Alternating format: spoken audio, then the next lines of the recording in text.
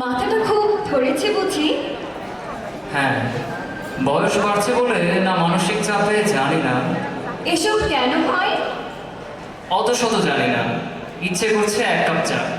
সে সবুজ নাকি আদা লেবুর রং, নাকি সে আপাত দৃষ্টিতে নিরীহ কিন্তু ক্ষতিকর, নাকি সে দুধ চিনি মেশানো বাদামি চা? জানতে চাই না, চা হলেই হলো। তোমার হাতের চা, অর্ধস্বচ্ছ কাপে চায়ের রূপ, নাকের ডগায় সুরসুরি দিয়ে যাওয়া চায়ের ঘ্রাণ, আহ্লাদে পান করতে জিভ পোড়ানো তোমার হাতের চা। তাতে তোমার মাথা ব্যথা কমবে? এরপর মাথা ব্যথা কমুক বা রেসের ময়দানে দৌড় দিয়ে আসো, তোমার বুকের হাতের দখলে আমার মাথা পুরোপুরি যা। ধ্যান, চা কি করা হবে নাকি চার পাতা বেশি করে দেব? তুমিই হয়ে ওঠো আমায় পুরোপুরি ঘিরে রাখা চায়ের পাতা।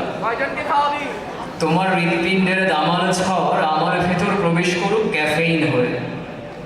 কখন যেন চা হয়ে গেলে তুমি। কি যে অত শত পাও তুমি সেই চায়ের কাপে? চায়ের কাপে তোমার প্রতিবিম্ব কাঁপছে, চায়ের কাপের চুমুক হয়ে উঠছে তোমার হাসির শব্দ। ধুর, চায় আবার কিছু হয় নাকি? চা থেকে ধোয়া ওরে শুধু। চায়ের ধোয়া ঘিরে ধরছে আমায় তোমার উত্তাপের মতো।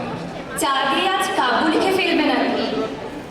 এক কাপ চা লিখে ফেলে কোনো কবিতার প্রথম নয়, মন ছুঁয়ে দিলে তুমি বাকি কবিতা সম্পূর্ণ হয়ে যায়। কবিতা হয় নাকি মাথা ব্যথার প্রলাপ হয়?